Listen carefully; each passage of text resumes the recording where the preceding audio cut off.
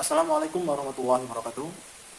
Pada kesempatan kali ini kami dari kelompok 2 akan mempresentasikan yaitu desentralisasi dalam kerangka demokratisasi dan good governance.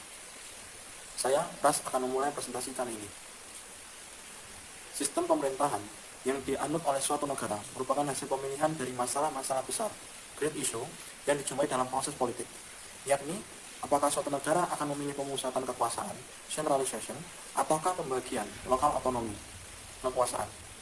Bila pilihan jatuh pada lokal otonomi, berarti pemerintahan pusat harus menyelenggarakan desentralisasi. Dengan perkataan lain, penyelenggaraan desentralisasi merupakan konsekuensi dari pemilihan yang dijatuhkan pada lokal otonomi. Sejak tahun 1999, pemerintahan pasca Orde Baru menggulirkan agenda desentralisasi melalui 2 buah produk legislatif.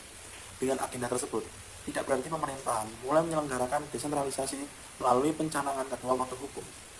Hal ini juga tidak berarti untuk mengakhiri dianutnya sentralisasi dalam penyelenggaraan pemerintahan. Sesungguhnya, desentralisasi telah berlangsung 1 abad yang lalu sejak ditetapkannya UU Desentralisasi tahun 1903. Desentralisasi dan sentralisasi tidaklah bersifat dikotomi, melainkan kontinum.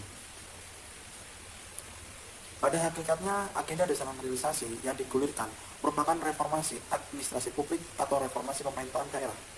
Reformasi pemerintahan daerah bukan perubahan otomatis, tetapi perubahan berencana dan dilakukan secara sadar mengenai aspek-aspek utama dari pemerintahan daerah di Indonesia. Ada berbagai keterbatasan desentralisasi baik dari sisi konsep, ruang, lingkup maupun mekanisme, sehingga secara kualitas menjadi menurun dan dalam aplikasinya kembali menjadi sentralisasi. Secara konseptual, desentralisasi atau otonomi daerah dipahami dengan berbagai ragam makna sesuai dengan derajat kebebasan atau keleluasaan discretion yang dimiliki daerah dalam mengelola kegiatan kemasyarakatannya atau pemerintahannya. Inti persoalannya adalah seberapa jauh keleluasaan yang diberikan kepada daerah sehingga berfungsi sebagai daerah otonom yang terkemas dalam kerangka demokrasi dan good governance untuk kesejahteraan masyarakat. Perkenalkan, nama saya Dian Hagita Pratiwi dari kelompok 2 yang di 031721. Di sini saya akan menjelaskan tentang paradigma desentralisasi dan otonomi daerah yang nanti juga ada lanjutannya dijelaskan oleh saudari Nur Hidayah. Nah, jadi yang pertama saya akan menjelaskan tentang faktor yang melatar belakangi perlunya desentralisasi. Yang pertama itu ada mempercepat terwujudnya keadilan yang merata. Yang kedua ada mengintegrasikan daerah-daerah yang beragam kondisi sosial ekonominya. Yang ketiga ada strategi untuk mendemokratisasikan sistem politik. Yang keempat ada tidak ada pemerintah dari negara yang luas akan mampu secara efektif membuat public policy di segala bidang, khususnya di Indonesia sendiri yang memang negaranya sangat luas dan terdiri dari berbagai daerah. Nah, terus yang faktor yang selanjutnya itu ada derajat otonomi daerah itu tidak tergantung pada bentuk negara, melainkan tergantung pada pola pemerintahan yang dialami oleh negara tersebut. Nah, faktor lain yang mempengaruhi derajat otonomi daerah itu ada 5. Juga yang pertama, kecilnya pendapatan daerah.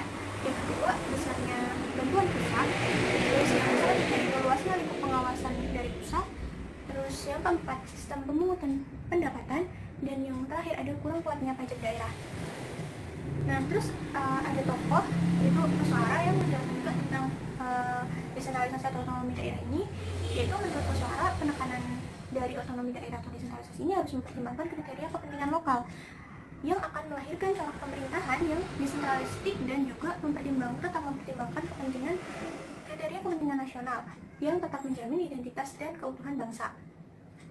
Itu jadi dalam desentralisasi dan otonomi daerah itu tetap harus memegang kepentingan lokal, namun tetap juga tidak boleh melupakan dari kepentingan nasional agar tetap menunjukkan identitas dan keutuhan bangsa seperti itu. Terus ada tokoh juga selanjutnya itu Gilbert, di mana otonomi daerah itu diistilahkan sebagai local self-government.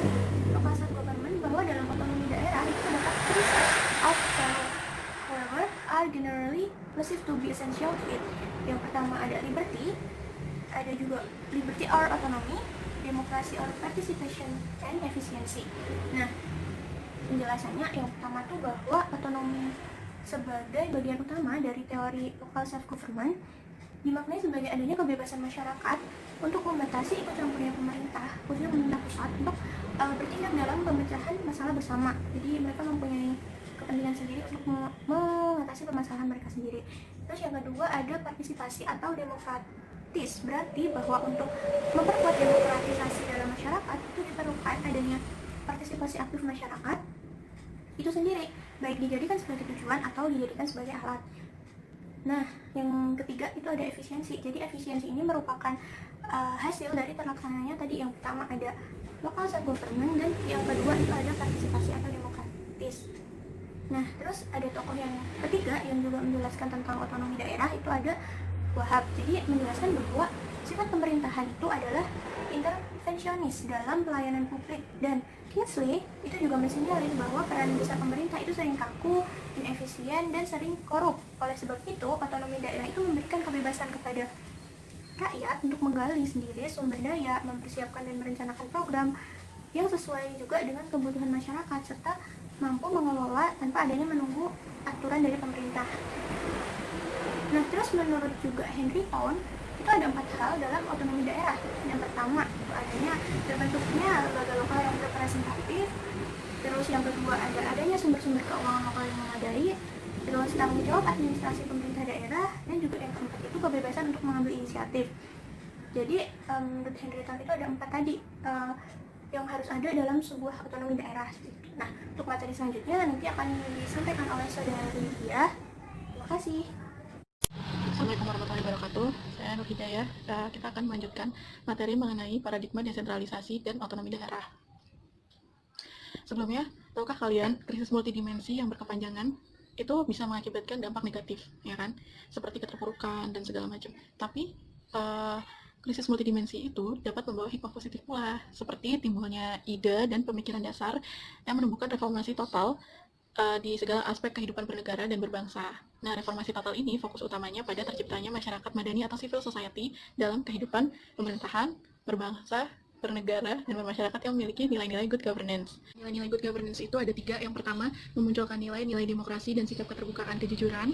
Yang kedua, ada keadilan rakyat. Dan yang ketiga, ada bertanggung jawab kepada rakyat. Oke, selanjutnya.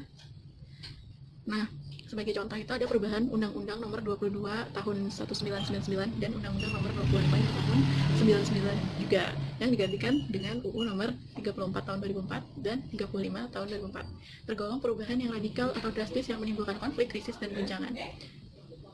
Nah, ada 2 poin utama yang 2 poin besar yang terlihat perubahan atas undang-undang tersebut, yaitu yang pertama ada hubungan antara daerah tingkat 2 dan daerah tingkat 1 yang semula dependen dan subordinat, kini hubungan antara kabupaten atau kota dengan provinsi menjadi independen dan koordinat. Dari dianutnya integrated prefectural system yang utuh ke integrated prefectural system yang parsial pada tataran provinsi. Poin kedua yaitu kompetensi pemerintah dan provinsi dalam keuangan daerah otonom terjadi pergeseran dari spesifik grand ke block grand. Nah, perubahan paradigma ini dalam sistem pemerintahan daerah berdasarkan UU 34 2004 yang dipengaruhi oleh tuntutan masyarakat dan nuansa globalisasi yang mendorong terjadinya pergeseran nilai dalam organisasi pemerintahan daerah. Nah, hal-hal tersebut itu menyebabkan adanya ciri-ciri pemerintahan daerah masa depan yang diharapkan, yaitu ada 4 poin. Yang pertama, pemerintahan daerah yang bercorak wirausaha atau entrepreneurial government, yaitu suatu pemerintahan yang memanfaatkan komponen sumber daya, yaitu pemerintahan, swasta, dan lembaga swadaya masyarakat. Poin kedua, pemerintahan daerah yang memiliki akuntabilitas publik atau public accountability dan masyarakat sebagai pemilik pemerintahan atau people owned government, yaitu kewajiban pemerintah untuk menjawab, menerangkan kinerja, tindakan aparatur, dan organisasi pemerintahan kepada masyarakat yang berhak meminta jawaban atau keterangannya. Poin ketiga yaitu pemerintahan daerah yang bercirikan good government dan good governance. Hal ini mengandung makna bahwa pengelolaan kekuasaan harus didasarkan pada aturan-aturan hukum yang berlaku, pengambilan kebijaksanaan secara transparan, serta pertanggungjawaban kepada masyarakat. Yang keempat yaitu pemerintahan daerah yang transparansi. Transparansi di sini artinya bukan berarti ketelanjangan, tetapi keterbukaan. Dalam arti yang sebenarnya yaitu memberikan kesempatan kepada masyarakat untuk mengetahui berbagai aktivitas pemerintahan daerah yang berkaitan dengan kehidupan masyarakat. Daerah untuk melaksanakan otonomi daerah sangat ditentukan oleh kesanggupan daerah untuk menciptakan kondisi-kondisi yang kondusif. Nah, kondisi yang kondusif ini dibagi menjadi 4 hal. Yang pertama, kondisi politik dan administrasi. Yang kedua, ada kondisi keorganisasian. Yang ketiga, ada kondisi sumber-sumber yang cukup. Yang keempat, ada kondisi perilaku. Pertama, kondisi politik dan administrasi yang menguntungkan antara lain: 1. Kesepakatan dan dukungan politik yang kuat dan dari pejabat-pejabat pusat maupun daerah untuk mentransfer wewenang. Yang kedua, kesediaan pemimpin politik dan pemerintahan untuk memberikan peluang partisipasi dalam perencanaan bagi organisasi yang berada di luar kontrol pemerintahan. Yang ketiga, dukungan dan kesepakatan terhadap pemerintah untuk mentransfer fungsi-fungsi yang semula mereka laksanakan kepada satuan-satuan administrasi lokal. Keempat, kemampuan teknis dan administratif badan-badan pemerintahan pusat yang dimaksudkan untuk mendukung para pelaksana pada tingkat level terendah dalam perencanaan sampai pada pelaksanaan fungsi-fungsi otonom. Kelima, adanya saluran-saluran politik yang efektif bagi penduduk daerah pedesaan yang memperkokoh otonomi daerah. Kondisi kondusif yang kedua itu dari faktor-faktor organisasi. Itu ada satu, tersedianya fungsi-fungsi perencanaan yang tepat di berbagai tingkatan pemerintahan dan tersedianya potensi sumber-sumber kemampuan pelaksanaan dari masing-masing tingkatan pemerintahan. Dua, adanya peraturan perundang-undangan, regulasi, dan petunjuk otonomi yang jelas dan tegas guna menjalankan kerangka hubungan timbal balik antara tingkat-tingkat pemerintahan.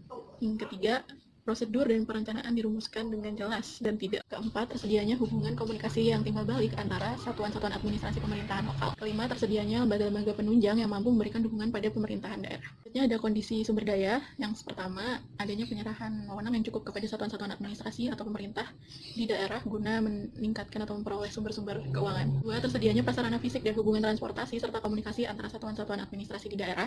Ketiga, ada sistem pemukiman yang cukup, terartikulasi, dan terpadu guna meningkatkan interaksi ekonomi, sosial, politik, dan administrasi pada pemukiman di pedesaan dan kota. Terakhir ada kondisi perilaku, yaitu adanya perubahan perilaku dan sikap dari pejabat-pejabat pemerintahan pada semua tingkat pemerintahan. Dua, menciptakan suatu tingkat kepercayaan dan penghormatan tertentu di antara warga masyarakat dan pejabat-pejabat pemerintahan. Yang ketiga, mempertahankan adanya pemimpin-pemimpin yang kuat dalam lingkungan pemerintahan dan masyarakat. Sekian akan dilanjutkan oleh teman saya. Kenalkan, saya Misal Giovanni, NIM 49. Saya akan menjelaskan tentang demokrasi dan good governance. Secara teori, demokrasi dan good governance berasal dari filosofi yang sama, yakni liberalisme. Pada tingkat sistem sosial, hakikat demokrasi adalah partisipasi, persamaan di depan hukum dan kebersamaan. Pada tingkat politik, demokrasi berarti adanya lembaga perwakilan rakyat yang berperan dalam pengambilan keputusan, check and balance, dan rule of law. Dalam teori governance, yaitu teori yang mencoba menjelaskan mikro dan makro proses perubahan dalam kepemerintahan. Perubahan besar akibat proses globalisasi dan internasionalisasi telah dimulai pada tahun 70-an yang disebut krisis pemerintah. Krisis kemampuan pemerintah disebabkan kuatnya hegemoni negara yang ditandai oleh dominannya pengaruh negara atas segala aspek kehidupan masyarakat. Akar persoalannya terletak pada model pemerintahan yang berciri struktur yang vertikal. Pada dasarnya, konsep good governance memberikan rekomendasi pada sistem pemerintahan yang menekankan kesetaraan antara lembaga-lembaga negara baik di tingkat pusat maupun daerah, sektor swasta dan masyarakat madani atau civil society.